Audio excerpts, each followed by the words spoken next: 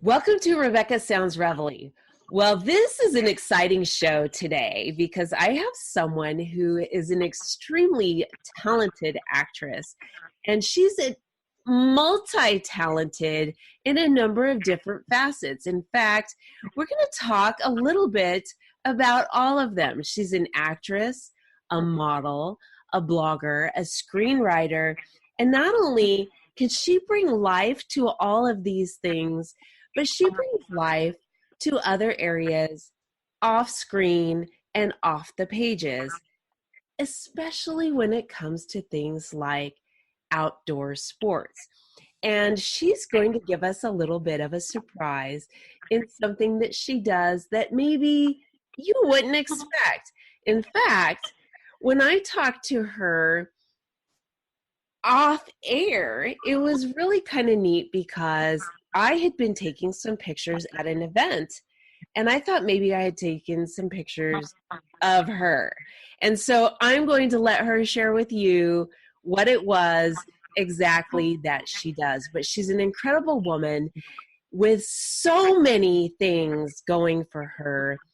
We're going to talk about what she has coming up and all of these things that are going to just probably ignite a little flame within you to get you motivated in doing some things that you might have put off for yourself.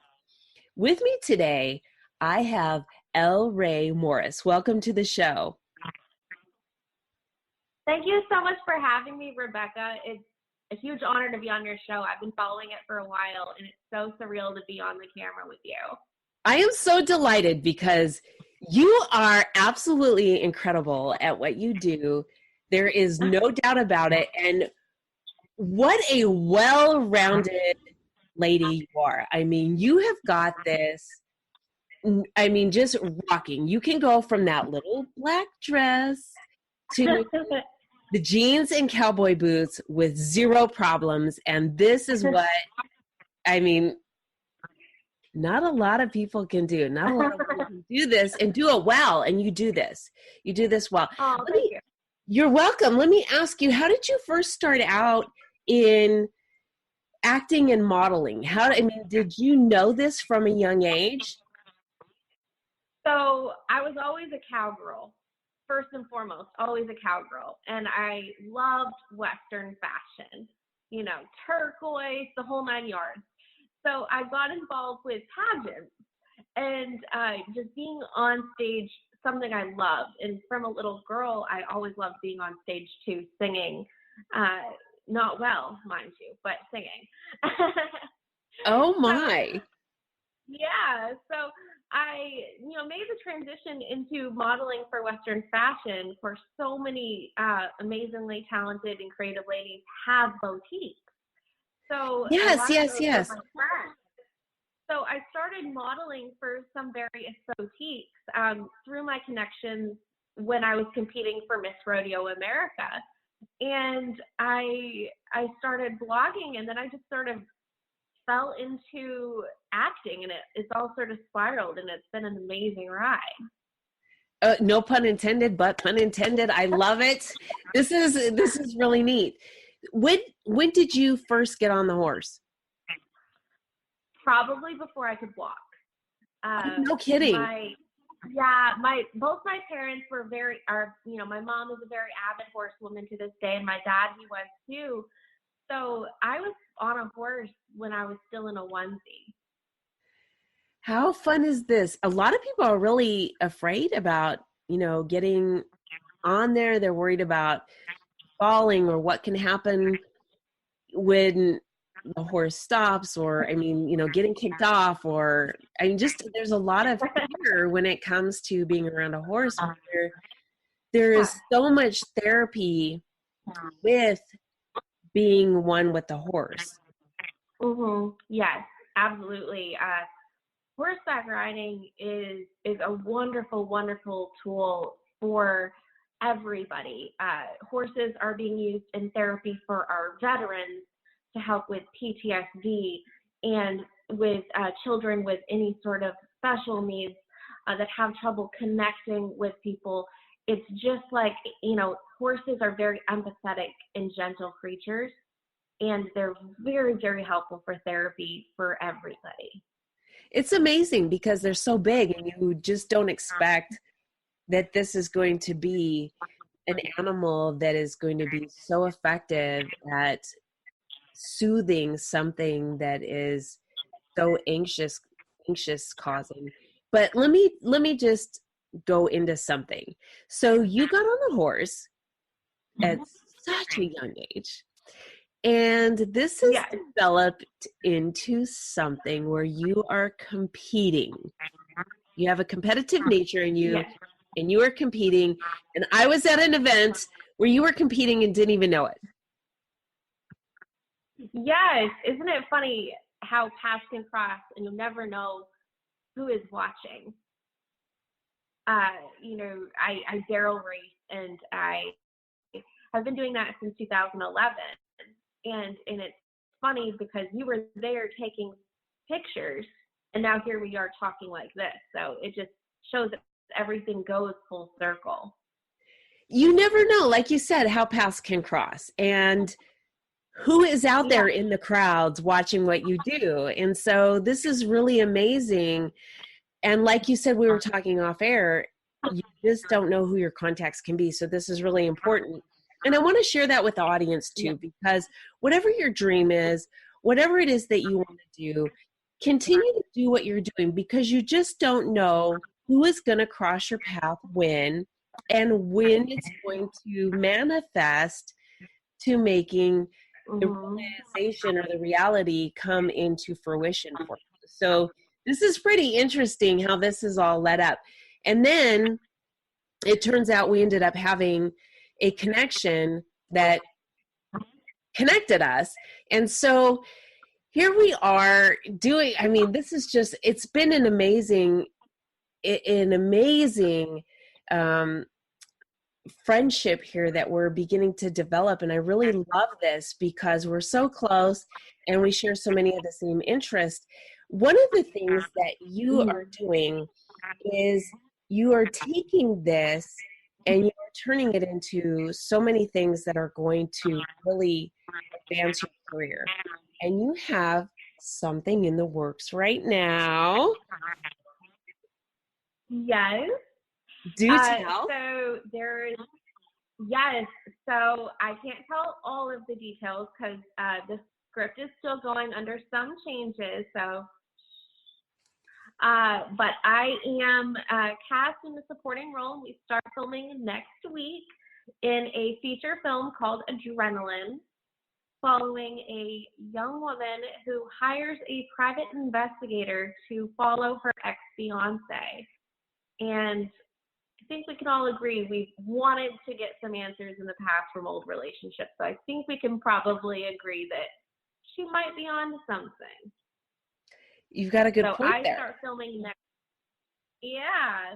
I start filming that project next week, and it's super, super exciting. It's going to go out to all the film festivals, and it's going to be available for all of y'all to watch on Amazon this coming year in 2020. Well, this is exciting, and it's very apropos because you are an adrenaline junkie. You love sports too. You love a lot of outdoor sports. Yes. I love being outside. I love hiking and rock climbing, and my horses. So anytime I'm outside is a great day. How much time does it take for you to practice doing barrel racing? Do you have to do this every day? So barrel racing, it's hard to explain. Barrel horses, they know their job. They are very, very smart, and they're very well trained, and they know their job. So you don't have to take them through the pattern all the time. My horses only see the pattern when I'm going to compete, because if you drill that pattern, they're going to get bored. Just like if you had to do the same thing 30 times in a row, you would get bored. So the key to working with an animal like this that are highly sensitive and highly powerful is to give them exercises where they're working on things that will help them on the pattern and help you on the pattern that are not involving barrels. So that's kind of the trick, is to just keep them thinking. Okay, now let me ask you, when it comes to speed, do Okay. you know how fast are you barreling down? See what you did there? Yes. I mean, how fast are the horses going? So it's not uncommon for horses running at that barrel to hit 45 miles an hour. Oh my God. Horses are, yeah, so quarter horses are what is largely used in barrel racing and Western events as a whole. And they're called quarter horses because they are the fastest horses in the world up to a quarter mile. So barrel racing is a shorter distance. So barrel horses are typically quarter horses, but you will see some thoroughbreds that are off the track that are actually doing a lot of big things in barrels. One of my very dear friends, Joanna Reed, just reached her second First Frontier Circuit finals on her off the track thoroughbred Yankee, and they've been the last 2 years among the top in their circuit. Oh my goodness. Okay. So I'm sure I will have some more questions, but you have something else coming up too. Yes. So since I was a little girl, I was obsessed with Little Women, and I'm sure I am not alone in that regard, because who doesn't love Winona Ryder?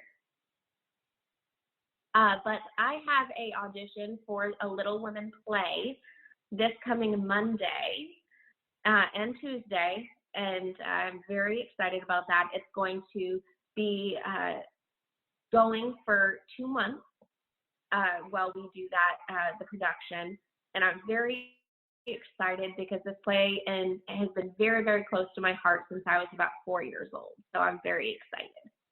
This is exciting. Now, let me ask you, this is a transition from regular film to going on stage, because you have to do some things different. Can you share with the audience a little bit of the disparity? Yes. So when you're on film, everything can be edited, and you stick with one choice. And once the director likes that choice and they get that all laid down on film, that's it. It's done. You're on to the next scene. With a play, you're going to be doing the show 20 or so times. So you can really play with your character and play with your delivery, which is an amazing freedom, because you can play the audience and see what gets the best reaction. This is so true. I think you have a good point, and I've asked a lot of people about this disparity, and you have provided a really unique answer in that you do get to, after doing this a number of times, get to add some different things to this, because you're getting comfortable with your lines, and now you can bring more animation or emotion to bringing more life. Like, oh, you're just so right on the money with this. This is pretty neat. But you have to project more, don't you? Yes. It's not like, seeing something, with a camera half a foot away from you. The audience is far away. So you really have to make sure that you're talking from your diaphragm, which I was a cheerleader for 12 years. So I definitely learned how to project from my background in cheerleading. So it's going to be really cool to be able to kind of dig up some of those old skills. So talking from your diaphragm is a little bit different. What do you have to do? Vocal exercises are huge. One of my acting coaches has me practice my enunciation to make sure that my words are coming through clearly. And that's half the battle. And he'll have me literally talk around a cork. And it is the most funny, awkward thing ever, because you feel like a fool. And it is a riot. I'll do it when I'm driving in the car, and I'll sing along to songs with a cork in my mouth, and it is so funny. Do you have to hold it with your teeth or with your lips? You hold it with just the tips of your teeth. So it's in your mouth, and you have to talk around it. Okay, that's really interesting. I would have never thought about that, but that's really a very interesting technique to use. I might have to try that. And some people might, opt to try a bottle of wine first just to get to use the cork, right? Yeah. You have to prepare, of course. Right, right. I mean, gosh. And that could even be funny. That could actually be very funny. So, and so do you have a few other things on the horizon as well? So I have, coming up in February, I'm going to be going to the American Rodeo in Dallas, Fort Worth, Arlington area. This will be my second year going. I'll be with my blog, The Cowgirl Corner, and I will be going backstage, handling media, conducting interviews. Right now the National Finals Rodeo is going on in Las Vegas, Nevada. So a lot of these top ladies are going to be at the American as well. So I'm excited to be able to interview them again. There's going to be a few newcomers this year that made their first trip down at the Thomas and Mack. So I'm going to be interviewing them as well, which I'm very excited because it's one part fashion show, one part rodeo. Oh, so this is perfect, right up your alley. Yeah, exactly. And I don't know if you've ever been to AT&T Stadium before. No. In Arlington. Well, it is gigantic, absolutely gigantic. Last year was my first year getting to go as a media person, and you're all the way down in the lower levels in the bowels of AT&T Stadium, where the football players go and all the major sports teams are at, and you can just feel the pulsing crowd energy. And when I was walking out onto the arena dirt, where I'm seeing all the top sports personnel in rodeo in the entire industry are there. And oh man, I almost had a panic attack. I had a hard time breathing. That's pretty exciting. Now, isn't that near, I think it's like Six Flags or something? What? Is it near Six Flags in Arlington? Yes, it is not far from Six Flags. Okay, I think I remember it because when I first started out in media, I had a radio show, and the radio show is out of Texas. And I was in California at the time.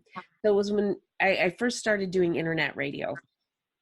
And I won a couple of awards, and I flew out to Arlington because that's where it was based out of. Bringing me to Texas, I don't know. So I came out, and I think I remember how big that was. And as you're talking, I'm envisioning this. It's pretty. I can imagine how. This has got to just have been very heart palpitating for you, and yes. But you're going back. I'm going back, and this year I kind of know what to expect. I'm making some changes to my equipment, so I'm going to be more prepared. I'm more experience under my belt, and I'm really excited to go back, especially because we're going to be seeing some new faces this year because some new guys and gals are making their first trip to the American. So this is really neat. Are any of them going to be your competitors? So I've competed against a lot of these folks. I'm not competing at the American as a barrel racer. I'm not quite at that level yet. Maybe next year. I've really been focusing a lot on my acting. So it's a tough balance between the two, and it definitely helps being a highly organized person. Because I couldn't live without my planner. I really couldn't. I understand that very well. I think that this is a really good thing to share with the audience too. If you do not plan, you plan to fail. So this is, Yeah. it is crucial. I learned early on in my career through an embarrassing situation, actually. Mm-hmm. I thought I was doing okay at Mm-hmm. something, and my boss came along and she said, "Let me see your planner." And I was kind of really, didn't have much there. And she just said, you cancel everything that you have going on today. I'm gonna show you how to plan. And she did. And all of a sudden I became extremely successful at what I was doing at the time. And Mm-hmm. it just made a difference from that point forward in my life. And I want to share with the audience what you're saying, because you are doing it. You are making things happen. You are proof positive. And I want that, yes. And it has to be, I've got to point out with what you just said, it has got to be in a written planner. The digital planners just don't work as effectively because there's something that goes from your brain out through your arm, through your wrist, and into your hand that makes things happen for you. Ideas happen. Things that need resolve happen as you're writing versus when you're typing. Yeah. So all of this happens when you use a planner. And this is really something like you just pointed out with a handheld planner. And I don't know about you, but I learned to use pencil. Yes. I like pencils because otherwise I will have all of the whiteout. Because appointments change. People are human. Yes. Things are going to have to get moved around.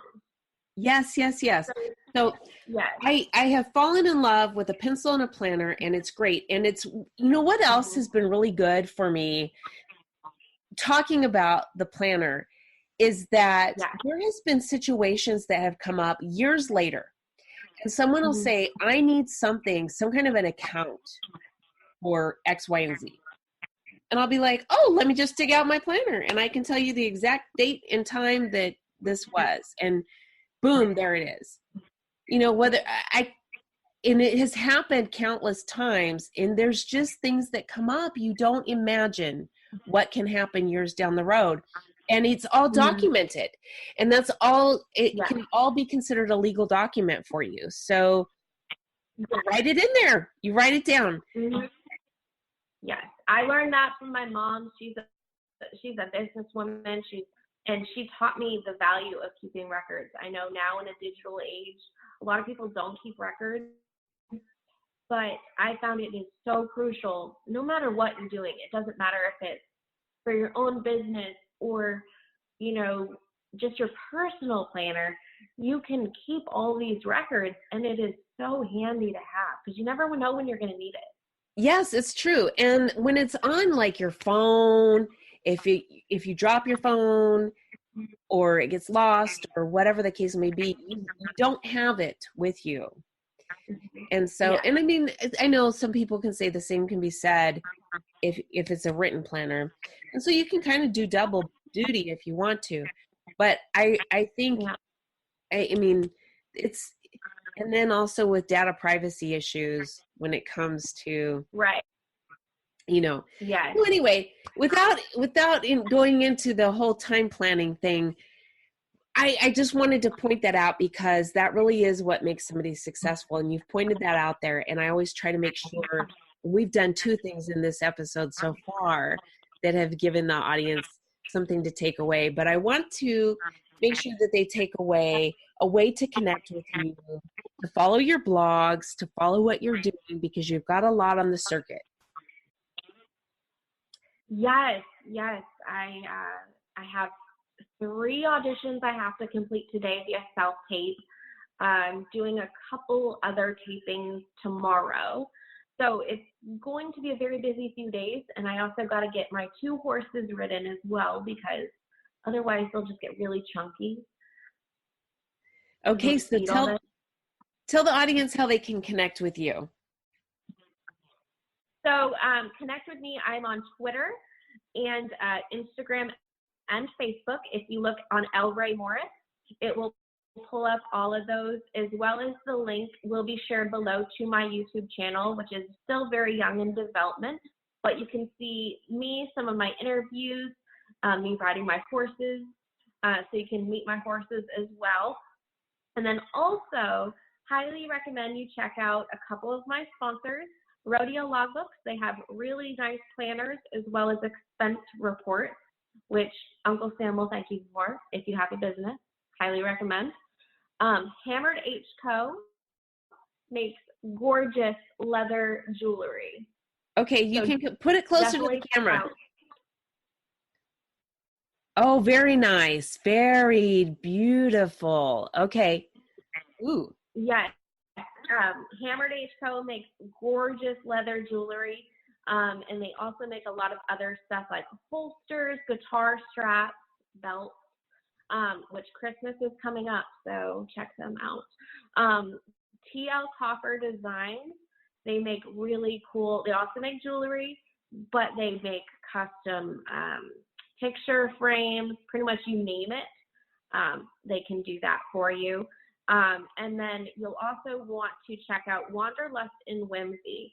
They have super cute boutique clothing, and if you're wanting to kind of differentiate yourself so you don't dress exactly like your 5 best girlfriends, you want to stick out a little bit, check out Wanderlust in Whimsy on Facebook and let them know that Elle sent you, and they'll get you taken care of.